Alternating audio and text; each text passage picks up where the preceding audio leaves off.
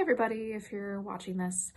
So I know that my life has kind of gone down the drain since the pandemic started and everything, and I'm fortunate enough to live with people and also to have some time to read right now. So I've been really bothering the people I live with, oh, guess what happened in this book? And like, oh, this book is really good, and this book sucks, but I kind of enjoy hating it, and things like that. And so I decided I was just gonna instead make some videos and annoy internet people. So today I'm going to talk about a cute little Netflix series that I watched recently. It's called Dash and Lily, and it is based on a real book by Rachel Cohen and David Levithan called Dash and Lily's Book of Dares. I actually haven't read it. Since I want this channel to be about books that maybe is not so great, maybe you should leave and just watch someone else's video, honestly. Just go. Well, the reasons I want to talk about it are, number one, I think it is super cute. Nick Jonas is credited as a producer, and it's pretty much the most adorable thing his name has ever been on. And yes, that includes Nick Jonas himself. And it is about a couple of teenagers in New York City who are both alone for Christmas for different reasons. They're kind of bumming around, looking for someone to hang out with. And Lily, the girl, decides that she is going to write in a notebook, put it in the Strand bookstore, which is the largest bookstore in New York City. It is absolutely heaven on earth if you have not been there. It is just so great. And Dash finds it, obviously. And this is sounding kind of sketchy. Like, I would definitely not do this in real life, but in the show it really works. And so they kind of go on scavenger hunts all over New York City, and they learn about each other, and they both really love reading. So they talk about a lot of different books within this series, and I just wanted to talk about a few of those books. The very first book that is mentioned is when Dash is in the first episode. He's in the Strand bookstore because he's a nerd like that. And he's walking around and he sees this book that is misshelved, and he pulls it off the shelf. It's The Story of a Shipwrecked Sailor by Gabriel Garcia Marquez. And so he goes to the clerk behind the desk and he says, "Excuse me," you know, all pretentiously, "Excuse me, did you realize that this book has been misshelved? It should be under Garcia Marquez and not Marquez." And the store clerk is like really mad at him for that, but I honestly can't find it in my heart to be angry because that is how Latin American surnames work, and a lot of American lay people do not know that. And so I'm just really happy that Dash understands that that in Latin America a lot of people use their dad's last name and then their mom's last name, and so their last name is actually Garcia Marquez in that case. So I really can't find it in my heart to be mad at Dash about that. Good for him, man. I like you already. So I haven't read that specific book by Gabriel Garcia Marquez, but I have, of course, read this one. 100 Years of Solitude is one of the most famous novels internationally to come out of Colombia, the country, not Columbia University. So this book is hugely popular in Colombia. It's almost like their national epic in a lot of ways, because it goes through not only 100 years of the history of this family, the Buendia family, but it also talks about like many years of history of Colombia itself. And this was really helpful for me because I actually lived in Colombia for about 8 months before the pandemic. And it was really helpful for me to be able to read this book and kind of get a sense of some of the historical events that happened in Colombia's past and understand how those things affected them. And not only that, it's just a really fun and really fascinating book to read. It is one of the like most known magical realism books. So there's all these like weird things that just kind of happen and you just have to accept it. Like, there's this girl who just, like, ascends into the heavens, like, flying with tea towels. And it's kind of chill. Like, everybody just sort of is like, all right. And then the next day, their life is just regular. And it's so wild. And then this guy gets tied to a tree, and he stays tied to a tree for, like, 20 years or something. This book is far out, man. But I love it so much. And I can see how Dash would really like it.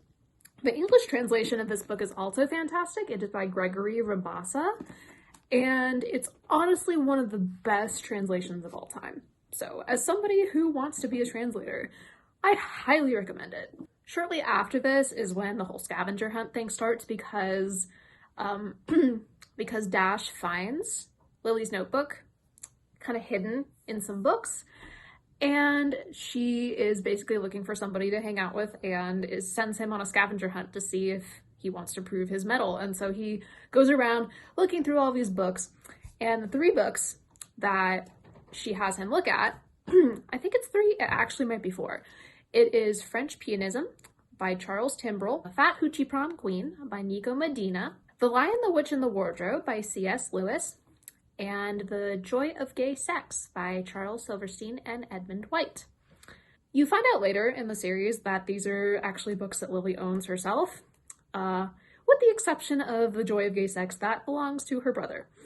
And I am sorry to say, I really cannot say much about French Pianism because as far as I can tell, it kind of just, I looked it up on Goodreads and it kind of just looks like a theory book for how French people teach other French people to play the piano. And although I do play the piano, I just don't know if that's the kind of thing I want to read. So I know nothing about that book.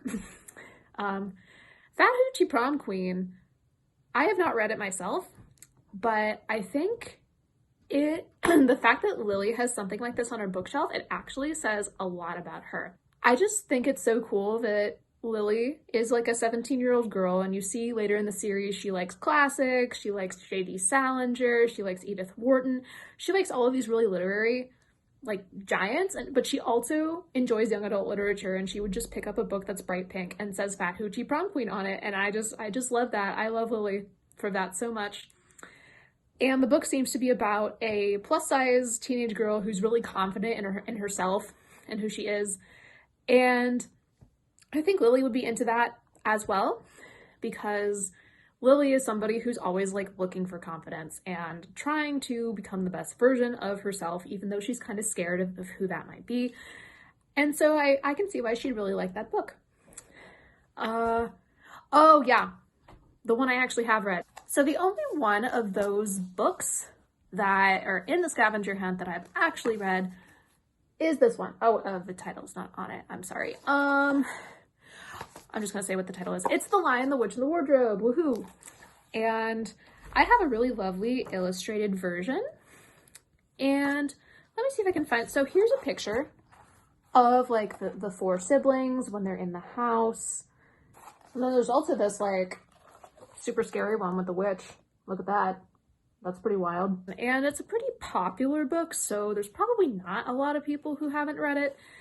But if you have not, it is about 4 siblings, 2 brothers, 2 sisters, during World War II in England.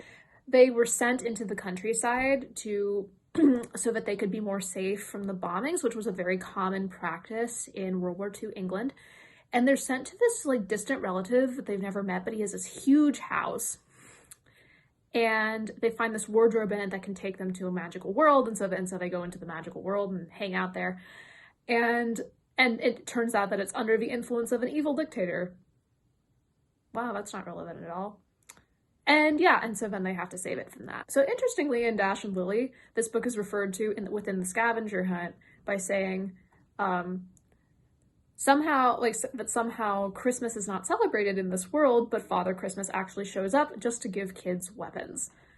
And yeah, that is definitely kind of skeevy. Like I'm not very much about that, although they are pretty cool weapons. I gotta be honest. Although he also says that battles are ugly when women fight, so I don't think I like Father Christmas. Give me Mrs. Claus. And I also don't know much about The Joy of Gay Sex, but it's, from what I've looked up online, it seems to have helped a lot of young gay men like learn how to live their lives and come out, and I am about that. So thumbs up to The Joy of Gay Sex for doing that. So the next featured author in Dash and Lily is actually the location of the notebook in the first place, which is in the J.D. Salinger section of the bookstore.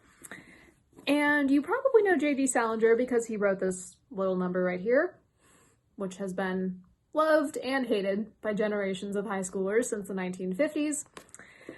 But the book that is actually mentioned within the series Dash and Lily is this one, Franny and Zoe. It's about a young woman just sort of coming to terms with growing up, because she's kind of at about the age where teenagers realize that like adults don't actually know what they're doing, and how a lot of people are just like really fake. Whether or not that's actually true, that's something that begins to occur to them at that age. Franny and Zoe is actually about a whole family of kids. I think they're called the Glass family. There's 4 or 5 of them. I don't remember exactly how many there are, but I'm pretty sure Franny's the only girl. Maybe there's another sister. You know what? I don't even know. And all of these kids were known for being super duper smart, and they all competed in these like little kid, you know, talent competitions, sort of like academic teams like we have now. And they have all pretty much all grown up into the kind of people whose IQs are bigger than their actual functioning brains. So they do a lot of kind of ridiculous things, which if you've read The Catcher in the Rye, you probably are familiar with that kind of character. And these are books. Franny and Zoe is a book that specifically I think Lily says that she likes, and I can kind of see it for sure. And since Dash was hanging out in the J.D. Salinger section, I think he likes J.D. Salinger as well. And then the other book by J.D. Salinger that is mentioned within the series is Seymour, An Introduction, which is about the family's oldest brother, whose name is Seymour.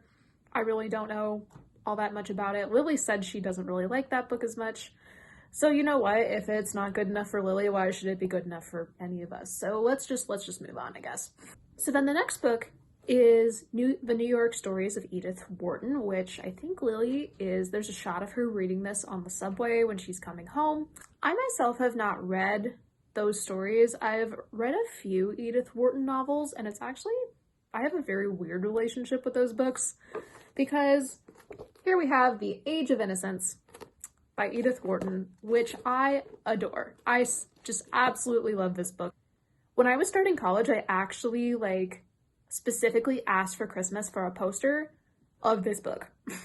So that can tell you how nerdy I was as a beginning college student.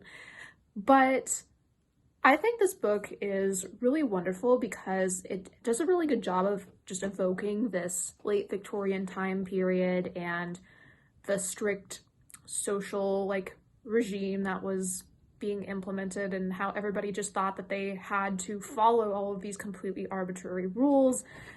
And then somebody comes along, Countess Ellen, who just simply doesn't, she just follows the rules that she wants to follow and doesn't follow the ones she doesn't want to follow. And that just messes with everybody's heads so badly. And I just love it so much. I love seeing these very tightly constrictive societies just disintegrate because of something ridiculous. That's my genre. I love that so much. But pretty much everything else I've read by Edith Wharton I haven't liked, so I really can only talk about The Age of Innocence. As far as recommendations go, I really haven't read her New York stories. I don't know if anybody else has that's watching this. If so, let me know how they are, because I might check them out, but I'm also kind of afraid because I have been burned by Edith Wharton before. Next book on the list is probably one of the most ubiquitous of the ones on the list, and it is Alice in Wonderland by Lewis Carroll. I have this book of The Best of Lewis Carroll, which is actually a bunch of his books kind of slammed together. I think I only ever read Alice and then Through the Looking Glass, so I really gotta get on reading the rest of these. But the reason it's mentioned within the series is that at one point, Lily asks Dash to leave the red notebook that they're writing all of their different dares and adventures in by a statue of the patron saint of weird girls. And he quickly realizes that this is Alice in Wonderland. And there's an Alice in Wonderland statue in Central Park, so he drops it off over there. And I like Alice in Wonderland. I promise. I'm not just saying that. I do think it's a very fun book. The way that it plays with language is really clever. But I kind of have an issue with Alice being described as the patron saint of weird girls, simply because in Alice in Wonderland, Alice is not a weird girl.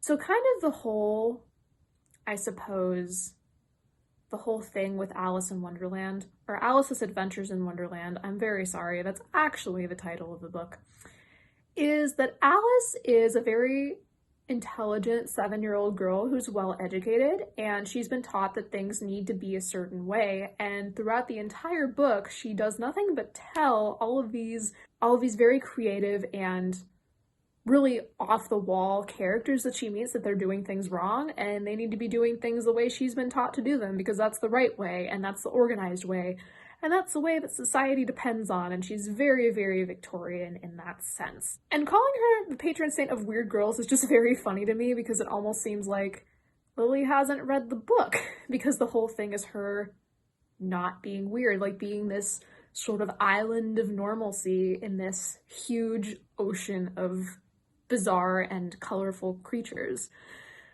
And I think that does make the book actually much funnier, because it's really funny to watch somebody who insists on doing things their way in a world where that simply does not work. But I don't know if that description is really particularly apt. But the statue's cute. And the series is cute, so you know what? It's fine. It's fine. The next two books that are mentioned, I cannot say a whole lot about because I have not read either of them.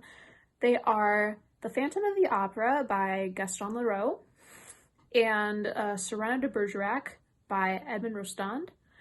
And my apologies if I haven't said either of those correctly. I study Spanish, not French. The Phantom of the Opera reference actually comes from Dash trying to obtain something of Lily's from a costume shop, and he's trying to convince the woman who owns the costume shop that he's, you know, it's standing in the way of true love and he needs to have it, and he compares himself to the Phantom of the Opera, and I am 98% sure he's actually referring to the musical. I've looked at a couple of lists of all the books mentioned in this show, and some of them have said the Phantom of the Opera, and I really don't know if that should be on the list. I have seen the Phantom of the Opera musical, so I can tell you that if you really want to watch Gerard Butler creep on a teenage girl, then that is an excellent movie to watch. But seriously, the music is pretty good, so if you can handle the really, honestly, super creepy storyline, then sure, go ahead. And as far as Cyrano de Bergerac, I think lots of people are really familiar with the basic storyline. It's this guy who's not very good looking, but he is really smart, and his friend, who's super handsome but not intelligent, wants to woo this beautiful, intelligent woman, who Cyrano, of course, is in love with, and so he asks Cyrano to write these beautiful love letters and sign his name to them, the friend's name. And so she falls in love really with Cyrano, but she thinks she's falling in love with the other guy. The reason it's actually being mentioned is Dash is trying to convince a friend of his to be his Cyrano, which of course never turns out well, so why are you doing this, Dash? But fortunately within the story, his best friend, Boomer, says, "Now you're doing this yourself." So thank you, Boomer. You were one of the only sane people in this show. The next book is not directly mentioned within the show, but Lily and her brother do call their great aunt Mrs. Basil E, because she lives in New York City and she's this eccentric old woman and sort of like encourages them to live adventurous lives and stuff. And so the Mixed Up Files of Mrs. Basil E. Frankweiler is obviously the reason why they call her this. This book is a pretty popular one. I read it in school. It is about these two kids who decide that they're being underappreciated at home, because most kids do probably feel that they're being underappreciated, whether or not they actually are. And then they decide to run away and go to live at the Metropolitan Museum of Art. So we can neatly file this book under things that would not happen today. This book is set in the late 1960s, and there is no way, I think, that they would not have, set off a bunch of alarms.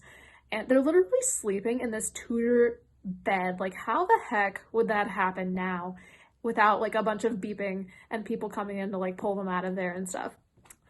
But the book is actually quite fun. The two principal characters are like 12 and 7, I think, but they act much older most of the time. And honestly, it can get a little bit annoying, but this book did something that I think was risky and really paid off, and that's that it made Mrs. Basil E. Frankweiler, who's like a 70-something-year-old lady, the narrator of this book. And that was that was a bold move for like 1960 whatever, to make this like old woman the narrator of your children's book. But it's pulled off really well. It makes it enjoyable to read even as you mature in age. And you sort of start to have a different perspective on the book once you get older because of who the narrator is. And it's very fun. And I highly recommend it. So that brings us to the last couple books on the list. And one of them is none other than Harry Potter himself, because I think Dash at one point compares this coat that he has to a coat that Hagrid had in the series. I really don't know what to say about this book because I feel like just literally everything has already been said. Like, there is basically no new take I could have on the Harry Potter series. So I'm just gonna say books are good, author's not good. Just go out there and read it if you want, or not. If you don't want to give J.K. Rowling your money, I completely understand. Very last on the list, we have Brave New World by Aldous Huxley, and this comes up because in Dash and Lily, Dash makes a quote from Brave New World, and Lily recognizes it as such. And so I know that both of them have read it, I suppose. I myself have not read it. I don't know a lot about it, except that it is a dystopian. It's about a dystopia that appears to be a utopia if you don't look at it too hard, but then the longer you look at it, the more screwed up you realize it is. That was a super popular genre, like, I don't know, 5-10 years ago, was it? It just seemed like everybody was reading about societies that were like terrible but looked good, or were terrible and looked terrible. And right now, I feel like we're in the terrible and looks terrible stage with everything going on in the world. So I don't know that I really want to read about all of this. So before wrapping up this video, I really just want to give a shout out to the Morgan Library and Museum in New York City, which is featured in Dash and Lily, I think episode 7.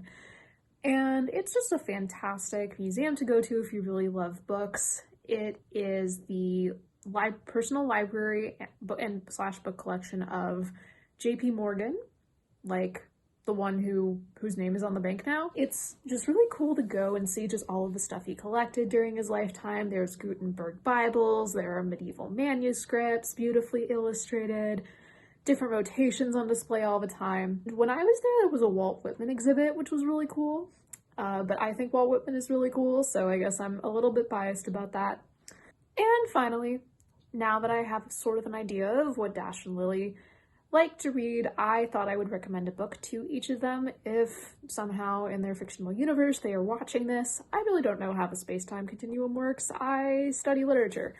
For Dash, I would highly recommend the book Oreo by Fran Ross. This is a book that I really wish more people knew about. It is about a Black Jewish teenage girl in the 1970s or 60s, I think, because the book was written in the 70s, and she doesn't really know who her father is, and she sets out on a quest to find him.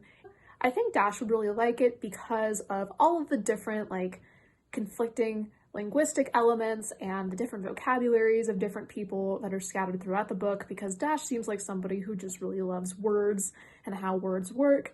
We get Jewish vocabulary, African-American vocabulary, highly sophisticated SAT words, and many other different types of language and syntax that I think Dash would find super fun and clever. And for Lily, what I would recommend is, since I know she likes Alice in Wonderland, I would recommend The Girl Who Circumnavigated Fairyland in a Ship of Her Own Making. That's a long one, by Catherine M. Valenti. And it's quite similar to Alice in Wonderland in a lot of ways. It's very whimsical, it's very fun, but it has more of a concrete storyline than Alice's Adventures in Wonderland does, which honestly is not super difficult because that book is a hot mess. It's a whole series and every book is quite good in my opinion.